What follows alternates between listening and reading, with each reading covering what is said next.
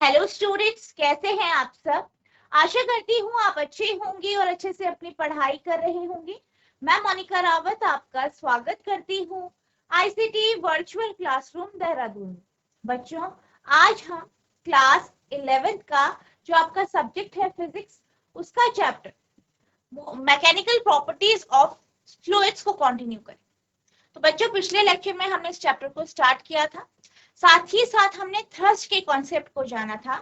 Thrust यानी प्रणोद क्या होता है ये हमने देखा था। बेसिकली अगर हम प्रणोद की बात करें तो प्रणोद क्या होता है, एक अभिलंब बल, यानी एक प्रकार का ये बल है, लेकिन यह बल सतह के जो है परपेंडिकुलर होता है। ठीक है।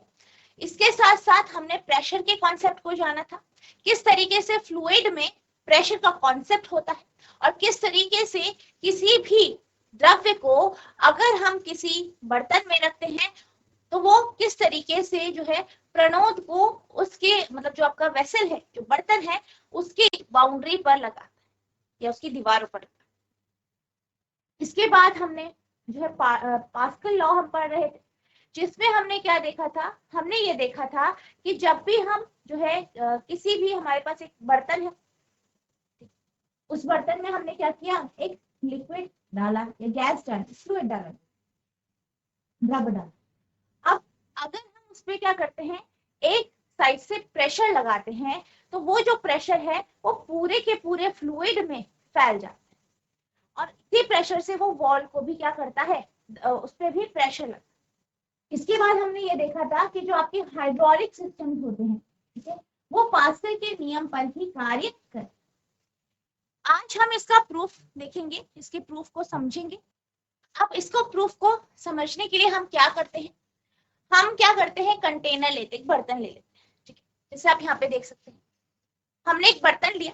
ठीक है, अब हमने क्या किया, इसमें एक लिक्विड डाल दिया, एक तरल डाल दिया। अब जैसे कि आप जानते हैं, जब भी किसी लिक्विड को हम किसी बर्तन में रखते, जैसे यहाँ पर हमने बर्तन में क्या रखा, तरल रखा, तो जो बर्तन में तरल है वो कैसे, किस फॉर्म में होगा, इक्विलिब्रियम की पोजीशन में, यानी संतुलित अवस्था में हो। क्यों, क्योंकि एक जगह स्थिर है, आपका जो बीकर है या ग्लास है उसके अंदर आपने डाला है तो वो वहीं पे रुका है, वहीं पे स्थिर है। ठीक है, इक्विलिब्रियम की कंडीशन में। अब हम क्या करते हैं, हम एक सर्कुलर सिलेंडर लेते हैं, एक बेलन लेते हैं। अब इस बेलन की जो एक्सिस है वो सीधी, ठीक है, ये आपका बेलन है एक प्रकार का, और इसे हमने लिया और क्या किया, इस लिक्विड के अंदर रख।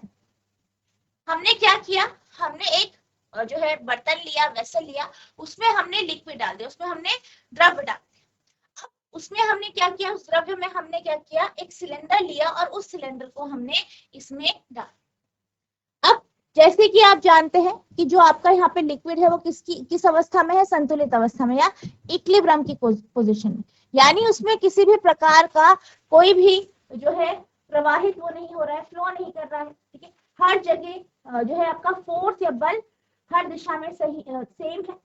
जैसे कि आपने इस कंटेनर में रखा है, तो इस कंटेनर के इस बर्तन की जो दीवारें हैं, इस पे हम क्या, ये क्या करेगा, बराबर जो है बल लगाएगा। ठीक है, तो ये क्या है, संतुलित अवस्था में, यानी हर जगह जो बल लग रहा है वो सेम है, ऐसा नहीं है कि ये प्रवाहित हो रहा है या जो है फ्लो। अब हमने क्या किया, एक सिलेंडर लिया, ठीक है, जिसकी लंबाई क्या है, सीडी है। अब इस सिलेंडर को हमने इस पानी के अंदर या इस लिक्विड, ठीक है, यहाँ पे द्रव्य लिया है, इस द्रव्य के अंदर रख। ठीक है, हमने क्या किया, सिलेंडर लिया, उसे यहाँ पे रख दिया। अब जो हमने पिछले लेक्चर्स पढ़े थे, हमने क्या जाना था, हमने ये जाना था कि जब भी हम किसी फ्लूइड किसी बर्तन में रखते हैं तो उसके दीवारों पे बल लगाता है। साथ ही साथ अगर हम उसपे कोई वस्तु रखें तो उस वस्तु के वो चारों तरफ या उसकी पूरी साइड में वो बल लगाएगा। क्यों लगाएगा, क्योंकि वो वस्तु जो है उस तरल में डूबी हुई। इसी तरीके से ये जो सिलेंडर है वो भी इस तरल में डूबा है, यानी इसकी चारों ओर क्या है, लिक्विड है, चारों ओर तरल है। अब जैसे कि हमने बात करी थी कि जिस बर्तन में हम तरल को रखते हैं वो उसकी दीवारों पर बल लगाता है, उसी तरीके से ये जो तरल है वो इस वस्तु पे, जो कि आपकी सिलेंडर है, बेलन है, इसकी भी हर एक तरफ या हर एक साइड पे वो क्या करेगा, बल लगाएगा, फोर्स लगाएगा। यानी वो बल इसके यहाँ साइड में भी लगाएगा, इधर पे भी लगाएगा, हर जगह वो क्या करेगा, बल लगाएगा या प्रणोद लगाए। क्योंकि आपने ये पढ़ा था कि जो लिक्विड होते हैं वो कैसा बल लगाते हैं, परपेंडिकुलर, जिसे आप प्रणोद या आप थ्रस्ट कहते हैं, थ्रस्ट के, ठीक है। तो यहाँ पर भी जो ये लिक्विड है ये क्या करेगा, यहाँ पे थ्रस्ट लगाएगा, क्या लगाएगा, थ्रस्ट, ठीक है। तो ये सारे के सारे बेलन की पूरी सारी साइड्स में बल लगाएगा। अब हम कैलकुलेट करेंगे फोर्स, बल को हम कैलकुलेट करेंगे। हम मान लेते हैं कि जो इसके दो सरफेस है, ये जो सरफेस है सी और डी की तरफ, तो सी पर ये F2 बल लगा रहा है और डी पर ये F1 बल लगा, ठीक है। हम क्या मान रहे हैं कि ये जो सिलेंडर है, सिलेंडर की जो साइड्स है, ठीक है, जो सर्कुलर साइड, वृत्ताकार जो इसकी साइड्स हैं, उस पे बल लग रहा है, ये जो तरल है उस पे बल लगा रहा है F1 और F2। F1 लग रहा है आपकी डी साइड पे और F2 लग रहा है आपकी सी साइड। अब ये बल लगा रहा है तो क्या होगा, अब ये सिलेंडर जो था राइट सिलेंडर है, ठीक है, राइट सिलेंडर हमने माना, वो सिलेंडर कैसा है, इस तरीके से, ठीक है। यानी इसके जो दोनों छोर हैं, दोनों का एरिया सेम होगा। हम क्या कह रहे हैं, बल लग रहा है अलग, पर दोनों का एरिया क्या है, सेम है। अब आप क्या जानते हैं, आप ये जानते हैं F1 अपॉन ए बराबर होगा P1 के और F2 अपॉन ए बराबर होगा P2। यहाँ पे P1 और P2 हमने प्रेशर लिया है, ठीक है। प्रेशर इस दिशा, इस साइड यानी डी की तरफ कितना है, P1 है, और जो आपका C है उसकी तरफ कितना है, P2 प्रेशर। अब हम क्या कह रहे हैं कि जो लिक्विड है वो इक्विलिब्रियम की कंडीशन में, यानी नॉर्मल पोजीशन में है। हमने क्या कहा था कि नॉर्मल पोजीशन में हर एक तरफ वो क्या कर रहा है, बराबर बल लगा रहा है। अब थ्रस्ट कैसा है, बराबर, तो इन दोनों छोर पर भी जो बल लगेगा बराबर होगा।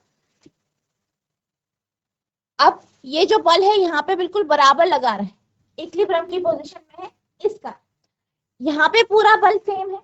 तो अगर हम इस सिलेंडर की बात करें तो इसके डी और सी छोर पर भी बल सेम हो, बराबर हो, ठीक। तो हम ये ले लेते हैं कि जो F1 और F2 है वो बराबर है, F1 और F2 बराबर है, ये मान लेते हैं।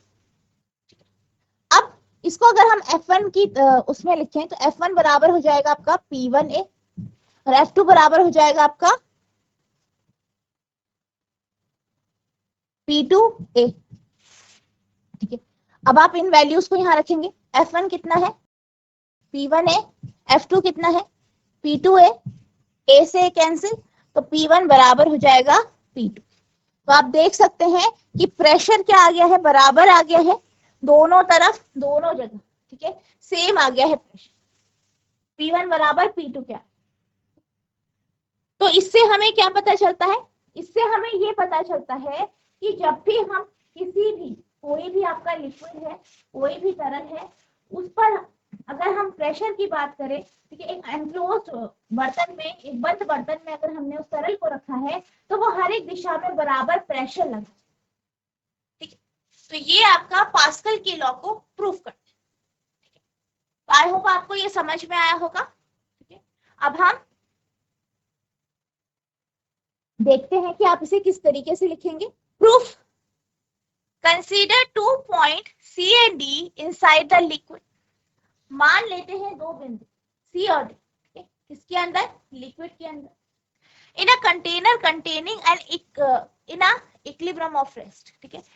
अब हमारे पास दो बिंदु है जो कि लिक्विड के अंदर हमने लिए हैं, और किस में है, ये लिक्विड में है और कंटेनर के अंदर है, और जो इक्विलिब्रियम, ये जो लिक्विड है वो किसमें है, इक्विलिब्रियम ऑफ रेस्ट, यानी संतुलित अवस्था। Imagine a right circular cylinder with axis CD of uniform cross-sectional area A such that points C and D lie on the float face of the cylinder in the figure. अब हमने क्या किया, हमने एक cylinder लिया, एक बेलन लिया, उस बेलन को हमने क्या किया, इस लिक्विड में डाल दिया और इस तरीके से डाला कि इसके दो जो साइड हैं वो C और D, और इन दोनों का जो एरिया है वो क्या है, ए, ठीक है। The liquid inside the cylinder, the liquid inside the cylinder is in equilibrium. अब जो लिक्विड के अंदर, तरल के अंदर जो सिलेंडर है वो किसमें है, इक्विलिब्रियम में है, संतुलित अवस्था में। Under the action of force exerted by the liquid outside the, ठीक है, क्योंकि इसे इक्विलिब्रियम की कंडीशन में है जो लिक्विड है, और यहाँ ये जो है बल लगा रहा है, ये जो लिक्विड है बल लगा रहा है किस पे, सिलेंडर के बाहर, ठीक है, और कैसा लगा रहा है, बराबर। अब ये जो सिलेंडर है उस पे क्या लग रहा है, बल लग रहा है, किसके द्वारा, तरल के द्वारा। एक कंटेनर में तरल के अंदर दो बिंदु सी और डी पर विचार करें, जो जो आराम के संतुलित में है या संतुलित अवस्था में है, जो किसमें है, आपकी संतुलित अवस्था में। एक समान अनुप्रस्थ अनुभागीय क्षेत्र ए की अक्ष सी डी के साथ एक लंब वृत्ताकार सिलेंडर की कल्पना करें, जिसमें बिंदु सी और डी चित्र में सिलेंडर के फ्लोट, सिलेंडर जो है फ्लोट कर, सिलेंडर के अंदर तरल पदार्थ सिलेंडर के बाहर तरल द्वारा लगाए गए बल की कार्यवाही के तहत संतुलन में है। These forces are acting everywhere perpendicular to the surface of cylinder. अब क्या कहा गया है, अगर हम सिलेंडर की बात करें तो सिलेंडर पर क्या लग रहा है, बल लग रहा है, किसके द्वारा, तरल के द्वारा। अब ये जो बल लग रहा है वो सिलेंडर पर कैसा है, लंबवत है, परपेंडिकुलर, उसकी हर एक सतह पर, हर एक तरफ क्या है, एक लंबवत बल लग रहा है। Thus, force on the flat faces of the cylinder at C and D are perpendicular to the forces on the curved surface area of the cylinder. इसलिए जो सिलेंडर है, ठीक है, जो सिलेंडर है, जो बेलन है, उस पर जो C और D है, C और D जो सतह है, उसकी जो फेसेस है, उस पर भी जो बल लग रहा है वो भी कैसा है, परपेंडिकुलर, लंब। Since the liquid is in equilibrium, therefore the sum of forces acting on the curved surface of the cylinder must be zero. अब क्या कहा गया है कि जो आपका सिलेंडर है, ठीक है, सिलेंडर का जो कर्व सरफेस है, कर्व कौन सा है, ये वाली सतह। इस वाली सतह की बात करें तो इस वाली सतह में क्या है, आप देख सकते हैं कि जो बल है वो एक दूसरी, मतलब ऑपोजिट डायरेक्शन में लग रहा है, बराबर है, तो ये क्या हो जाएंगे, आपके कैंसिल हो जाएंगे, शून्य हो। If P1 and P2 are the pressure at point C and D, and F1 and F2 are the forces acting on the flat faces of the cylinder due to liquid. अब हमने क्या किया, हमने ये माना कि जो दो सतह है, दो फेसेस है सिलेंडर की, ठीक है, दो फेसेस है सिलेंडर की, F2 और F1, यहाँ पर जो प्रेशर है वो कितना है, P1 और P2, और फोर्स कितना है, F1 और F2, कहाँ पे, B और C, ये हमने, ये बल सिलेंडर की सतह के लंबवत हर जगह कार्य कर रहे हैं। इस प्रकार सी और डी पर सिलेंडर के सपाट सतहों पर लगने वाले बल सिलेंडर की घुमावदार सतह पर लगने वाले बल के लंबवत होगा। चूंकि तरल संतुलन में है, इसलिए सिलेंडर की घुमावदार सतह पर कार्य करने वाले बलों का योग शून्य होना चाहिए। यदि P1 और P2 बिंदु C और D पर दाब है और F1 और F2 तरल के कारण सिलेंडर के सपाट सतहों पर कार्य करने वाला बल है, ठीक है, तो F1 बराबर हो जाएगा P1A के और F2 बराबर हो जाएगा P2A। अब क्या है, जो लिक्विड है वो इक्विलिब्रियम की कंडीशन में, संतुलित अवस्था में, इसलिए F1 बराबर होगा F2 के, ठीक है, तो F1 कितना है, P1A, F2 कितना है, P2, ए से कैंसिल हो जाएगा, आपके पास आ गया P1 बराबर P, यानी जो प्रेशर है, जो दाब है, कहां पर, C और D पर, वो सेम है, बराबर है, कितना है, P1 और P, ठीक है। तो ये आपका यहाँ पे फाइनल प्रूफ हो। अब आप इसे नोट करेंगे। अब हम एक्सपेरिमेंटल प्रूफ की बात करते हैं, ठीक है, तो अभी हमने जो है थ्योरेटिकल प्रूफ देखा, अब हम एक्सपेरिमेंटल प्रूफ की बात करते हैं। अब यहाँ पे हम क्या करते हैं, हम एक स्फेरिकल यानी गोलाकार बर्तन लेते हैं। अब इस गोलाकार बर्तन के जो है आपके चार साइड, चार ये आपके पाइप, और यहाँ पे हमने क्या लगाए हैं, आपके पिस्टन लगाए, मान लीजिए पिस्टन लगा दिए। अब अगर हम बात करें यहाँ पे जो आपके एरिया है, ए बी सी डी पे एरिया है, उनकी अगर हम बात करें तो वो है ए, ठीक है, दूसरा है a/2, सी पे है आपका 2a और डी पे है आपका 3, ठीक है। तो यहाँ पे जो आपका जो यहाँ पे जगह है या जो स्पेस है, यहाँ पे जो एरिया है वो है आपका, पहले वाले में है स्मॉल ए, दूसरे में है a/2, तीसरे में है 2a और चौथे में है 3। तो ये आपके क्या है, एरिया है यहाँ पे। अब यहाँ पे क्या किया गया, यहाँ पे जो है बल लगा है, जो ये आपका पिस्टन है वो कैसा है, फ्रिक्शनलेस है, और यहाँ पे हमने बल लगाया। साथ ही साथ यहाँ पे जो आपका लिक्विड है वो इनकम्प्रेसिबल है, जैसे हम पिछले लेक्चर में भी बात कर रहे थे कि जो आपका लिक्विड होना चाहिए वो इनकम्प्रेसिबल होना चाहिए, और यहाँ पे किसी भी तरीके की हवा नहीं होगी। तो यहाँ पे जो आपका जो लिक्विड है वो कैसा है, इनकम्प्रेसिबल, यानी जिसे आप दबा नहीं सकते, ठीक है, कंप्रेस नहीं कर सकते, या किसी इसके बीच में किसी भी प्रकार की एयर नहीं। अब हम इन सारी जगह प्रेशर की बात करें। मान लीजिए ए पर जो प्रेशर लग रहा है, ठीक है, वो आपका P1 है, ठीक है, बी पे P2 लग रहा है, सी पर P3 लग रहा है और डी पर P4 लग रहा है, ठीक है। तो यहाँ पे जो प्रेशर लग रहा है वो P1, P2, P3, P4 लग रहा है। एरिया की बात करें, ए पर ए है, दूसरे पे आपके a/2 है, तीसरे पर 2a है और चौथे पर आपका 3 है। अब यहाँ पे अगर हम बात करें प्रेशर की, तो पहले एरिया में क्या हो रहा है, P1, ठीक है, एरिया कितना है, A है, फोर्स कितना है, F, तो F/A, ठीक है। इसी तरीके से अगर हम बी पिस्टन पे देखें, बी पिस्टन पे हमारा जो फोर्स लगा रहे हैं हम, ठीक है, पिस्टन 2 पर भी हम बल लगा रहे हैं, सब में बल लगा रहे हैं। पिस्टन 2 पे जो बल लग रहा है वो कैसा है, F/2, एरिया कितना है, A/2, यानी P2 जो है वो है बराबर F/A, ठीक है, F/A। P3 की बात करें तो P3 में जो प्रेशर है वो कितना है आपका, P3 इक्वल्स टू 2F/2A, या हम कह सकते हैं F/A। इसी तरीके से अगर हम फोर्थ सरफेस देखें, जो आपकी डी सरफेस है, यहाँ पे आपका प्रेशर क्या होगा, P4, और आपका जो फोर्स है वो 3F है, एरिया आपका 3A है, तो यहाँ पे भी आपका F/A आपका P4 है, ठीक है। तो आप यहाँ पे देख सकते हैं कि सारी जगह जो आपका रेशियो आया है P/F आया है, क्या आया है आपका, P1 आया है बराबर F/A,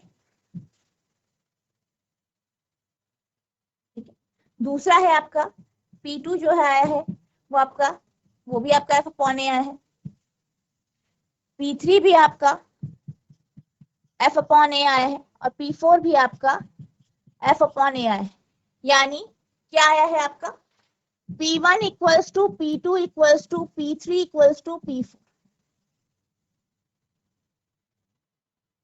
ठीक है। P1 equals to P2 equals to P3 equals to P4, यानी कि जो प्रेशर है वो हर एक पार्ट पर बराबर है, हर एक पोर्शन पर प्रेशर क्या है, बराबर है, ठीक है, इक्वल, ठीक है।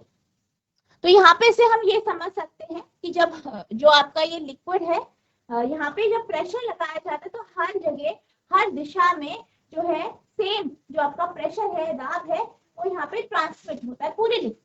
Experimental proof: consider a spherical vessel having four cylindrical tube A, B, C, D, each fitted with airtight, frictionless piston of area of cross section A, A/2, 2A and, ठीक है। हमने क्या किया, एक स्फेरिकल वेसल लिया, एक गोलाकार vessel लिया और उस पे हमने जो है सिलेंड्रिकल ट्यूब लगा A, B, C, D, ठीक है, और इस पे हमने क्या किया है, एक टाइट फ्रिक्शनलेस पिस्टन लगाया है, यानी एक ऐसा पिस्टन लगाया है जिसमें जो है फ्रिक्शन नहीं लगती, और ये जो है इनका एरिया जो है वो है A/2, 2A और 3।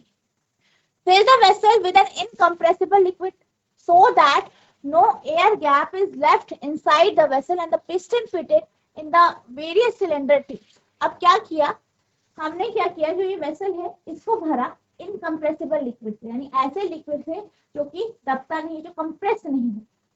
अब इस कारण क्या होता है, किसी भी प्रकार का जो एयर गैप है वो वेसल के अंदर नहीं रहेगा। अब हम क्या करेंगे, हम पिस्टन ए को प्रेस करेंगे, पिस्टन ए को दबाएंगे, ठीक है, एक फोर्स के साथ, एफ फोर्स के साथ। एक गोलाकार बर्तन पर विचार करें जिसमें बेलनाकार ट्यूब ए, बी, सी और डी प्रत्येक में क्रमशः क्रॉस सेक्शन क्षेत्र ए बाई 2, 2A और 3A के वायुरोधी घर्षण रहित पिस्टन लगे हैं। बर्तन को असंपीडित तरल से भरे ताकि बर्तन और विभिन्न बेलनाकार ट्यूबों में लगे पिस्टन के अंदर कोई हवा का अंतर न रह जाए। पिस्टन ए को बल F से दबाएं। It is seen that all other piston will be pushed outward। अब क्या देखा जाता है कि जब हम एक पिस्टन पे बल लगाते हैं, एक पिस्टन पे, तो बाकी जो पिस्टन है उन पे भी बल लगता है और वो जो है अलग अलग बल से बाहर की ओर मूव करते हैं। अब यहाँ पे जो है इसमें जो बल लग रहा है वो आपका कुछ इस तरीके से है। To keep the piston at their respective original position, the force F by 2, 2F, 3F respectively required to be applied on the piston। अब क्या हुआ, सारे के सारे पिस्टन आपकी बाहर की तरफ मूव कर रहे हैं, तो वो बाहर की तरफ मूव कर रहे हैं, लेकिन हमें क्या करना है, उन पिस्टन्स को उनकी जगह पे रखना, उनके प्लेस पे रखना है। तो हम क्या करेंगे, बाहर से बल। अब इन पे जो बल लगाएंगे वो कैसा होगा, आप जो इन पे बल लग रहा है उसके उतना ही मैग्नीट्यूड होगा, पर जो उसकी डायरेक्शन होगी वो अलग होगी, विपरीत होगी। तो यहाँ पे जो बल लगेगा वो F by 2, 2F और 3F बल जो है हम लगाएंगे। ठीक है, हम क्या लगाएंगे, F by 2, 2F और 3F बल लगाएंगे। Required to be applied on the piston of tube B, C, D respectively to hold। Now pressure developed on liquid in tube B, C, D are F by 2, 2F by 2A, 3F by 3A। ठीक है, अब हम क्या करेंगे, जो B, C, D जो आपके ये ट्यूब है, यहाँ पे जो बल लग रहा है वो F by 2, जो है 2F, 3F लग रहा है। अब इसको अगर हम डिवाइड करें एरिया से तो हमारे पास क्या आता है, ये सारी की सारी जो हम बल लगा रहे हैं इसका जो प्रेशर की जो वैल्यू आ रही है वो सेम क्या आ रही है, F by। ठीक है, this indicate that pressure applied in the transmitted equally to all parts of liquid. इससे हमें क्या पता चलता है, इससे हमें ये पता चलता है कि जब हम फोर्स लगाते हैं, जो उसका प्रेशर होता है, उसका जो प्रभाव प्रेशर जो है वो हर जगह पर सेम लगता है, हर लिक्विड की हर पोर्शन पर सेम लगता है। This proves Pascal's law. इससे जो है हमारा जो पास्कल का नियम है वो सिद्ध हो जाता है। ठीक है, तो यहाँ पे हमारे पास बर्तन है, बर्तन में हमारे पास क्या है, आपके 4 जो हमने ट्यूब लगा दी है, उससे हम एक पे बल लगा रहे हैं, तो देखा गया कि सारे बाहर की तरफ मूव कर। अब उनको उनकी जगह पर रखने के लिए हमने बल लगाया, फोर्स लगाया, ताकि वो अपनी ओरिजिनल पोजीशन में रहे। तो क्या देखा गया, जो बल लग रहा है वो F by 2, 2F, 3F लग रहा है। इनको जब हमने एरिया से डिवाइड किया, यानी F by 2 को A by 2 से, 2F को 2A से, 3F को 3A से, तो ये देखा गया कि जो हमारा प्रेशर आया है वो F by A है, यानी हर जगह प्रेशर सेम। इससे हमारा जो पास्कल का नियम है वो वेरीफाई हो। ठीक है, तो ये आपका यहाँ पे एक्सपेरिमेंटल प्रूफ है, आप इसे नोट करेंगे।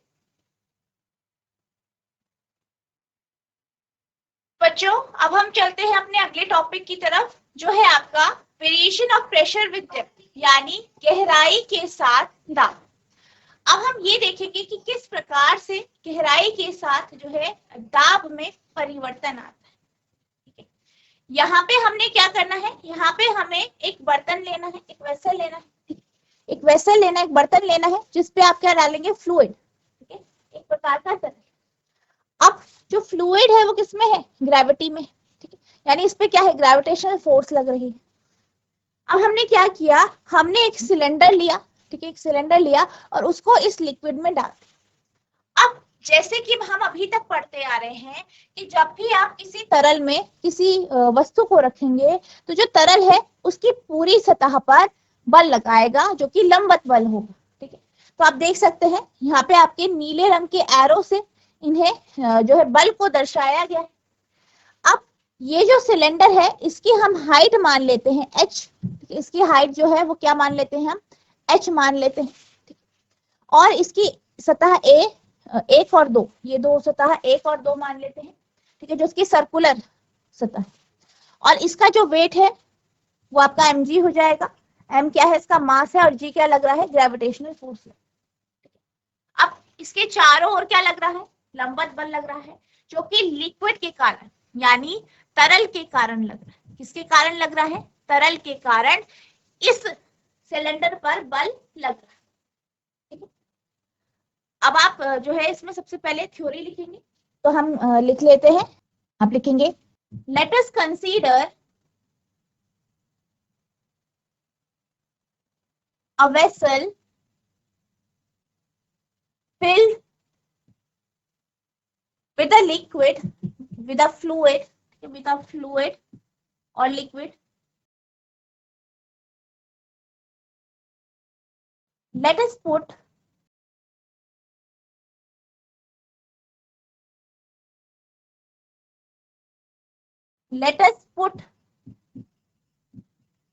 a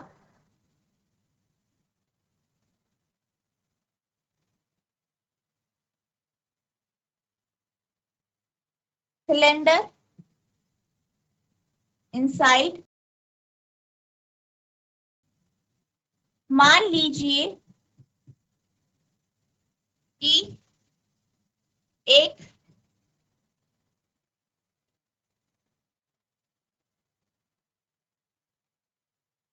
बेलनाकार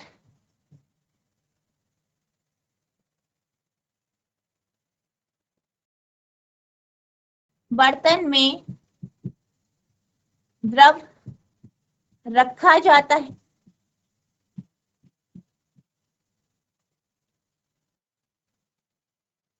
इस द्रव में एक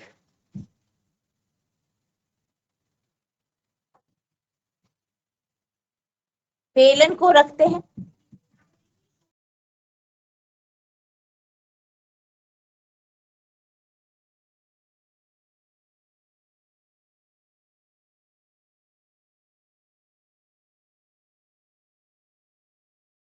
जो तरल से घिरा है।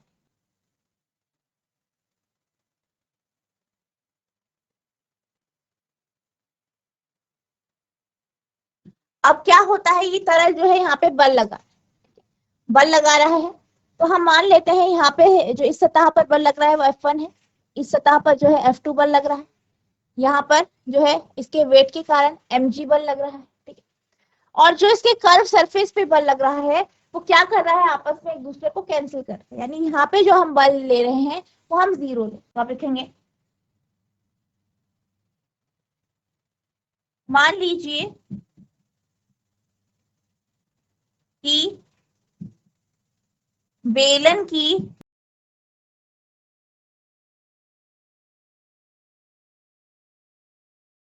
घुमावदार सतह पर जो बल लगता है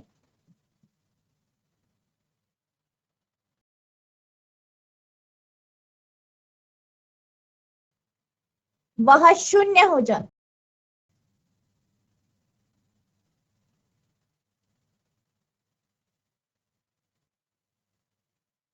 ठीक है, वह क्या हो जाता है, शून्य हो जाता है। ठीक है, से नोट कीजिए। ठीक है, आई होप नोट कर लिया होगा। अब हम बात करते हैं फोर्सेस की, बल कौन कौन से लगे। F1 लग रहा है ए सतह पर, F2 लग रहा है दूसरी सतह पर, और वेट। ठीक है, तो आप लिखेंगे force acting on the cylinder.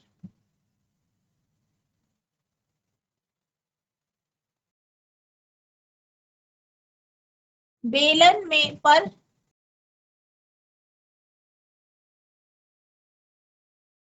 लगने वाला बल, पहला है F1 जो कहां पे लग रहा है, एक्ट्स ऑन सरफेस 1, यानी एक सतह पर तो F1 की वैल्यू हम मान लेते हैं, ठीक है।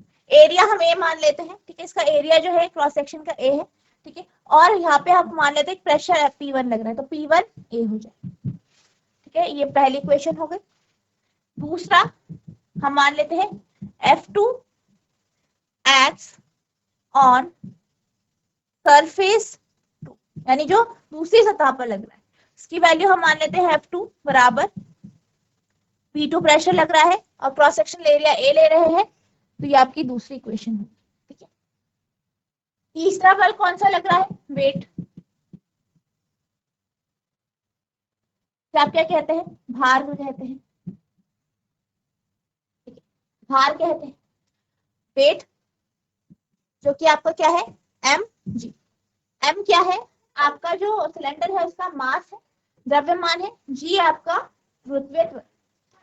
अब हम एम की बात करें तो एम को आप कैसे लिख सकते हैं, डेंसिटी का फॉर्मूला जानते हैं आप, घनत्व का जो फॉर्मूला होता है वो होता है density equals to mass upon volume, यानी घनत्व बराबर द्रव्यमान बटा आयतन, ठीक है। मास अपॉन वॉल्यूम, अगर मास की बात करें तो बराबर होगा रोह वी, ठीक है। तो आप यहाँ पे रोह वी लिखते हैं, रोह वी, ठीक है। तो ये आपके पास वेट आ गया है या एम जी जिसे आप कहते हैं। ये इक्वेशन नंबर आपकी 3 है, नोट करें। अब यहाँ पे v क्या है, आयतन है, ठीक है। v को आप क्या लिख सकते हैं, वॉल्यूम क्या होता है, length into breadth into height, ठीक है। या आप लिख सकते हैं इसे, लेंथ ब्रेथ को आप एरिया लिख लीजिए, a इंटू आपका h, ठीक है। तो यहाँ पे आपका हो जाएगा रोह ए जी एच, ठीक है, ठीक है। यहाँ पे हम ए को जो है कैपिटल ए ले लेते हैं, एरिया, ठीक है, जो हमने इसका लिया, ठीक है। ये इस तरीके से आ जाएगा तीसरी इक्वेशन। अब अगर हम फोर्स की बात करें, टोटल जो फोर्स होगा सिलेंडर पे, जो फोर्स लग रहा है उसकी अगर हम बात करें, F1 नीचे की ओर लग रहा है, mg भी नीचे की ओर, यानी आपका होगा F1 प्लस mg, ये जो वेट है, और F2 कहाँ लग रहा है, ऊपर की ओर, और ये क्या किस में है, लिक्विड इक्विलिब्रियम में है, तो ये आपका बराबर 0 हो जाए, ठीक है। तो आप लिखेंगे जो फोर्स होगा वो किस तरीके से होगा आपका, यहाँ पे F1 प्लस mg क्या हो गया, वेट हो गया, माइनस F2, क्योंकि F2 ऊपर की ओर लग रहा है, दोनों नीचे की ओर लग रहे हैं, बराबर 0। F1 कितना है, P1 है, mg कितना है, रोह ए जी एच, F2 कितना है, P2 ए इक्वल्स टू 0, ठीक है। अब आप क्या करेंगे, अब आप इसको इधर ले आइए, तो आपके पास जाएगा P1 A minus P2 A equals to rho A g h, ठीक है। ये आ जाएगा, या आप इसे लिख सकते हैं, क्या लिख सकते हैं, P1 minus P2 A equals to rho A g h. अब यहाँ पे ए से ए कैंसिल हो जाएगा, तो P1 माइनस P2 बराबर रोह जी एच ले लेंगे, ठीक है, ये ले, ठीक है। अब अगर हम ये माने कि जो हमारी वस्तु है वो कहाँ पे है, वो ऊपर है, तो यहाँ हम P1 की जगह P लिख सकते हैं और P2 की जगह आप PA लिख सकते हैं। तो ये आपका फॉर्मूला हो जाएगा P minus PA equals to rho g h. इसे आप लिख सकते हैं P equals to PA plus rho g h, ठीक है। तो ये आपका फॉर्मूला यहाँ पे डिराइव हो गया, ठीक है। इसे नोट करेंगे।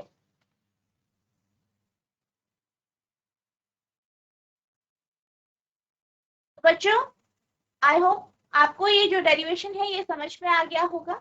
आज हमने जो आपका पास्कल का नियम है उसके हमने प्रूफ देखे, एक्सपेरिमेंटल और थ्योरेटिकल प्रूफ। साथ ही साथ हमने ये जाना किस तरीके से जो प्रेशर है, ठीक है, वो डेप्थ के साथ, गहराई के साथ चेंज होता है, इसका हमने फॉर्मूला डिस्कस। इस टॉपिक को हम नेक्स्ट लेक्चर में जो है कंटिन्यू करेंगे। जितना आपको आज पढ़ाया गया है इसे आपको रिवाइज करना है। अगर आपके मन में कोई भी प्रश्न उठता है तो आप नेक्स्ट लेक्चर में पूछ सकते हैं।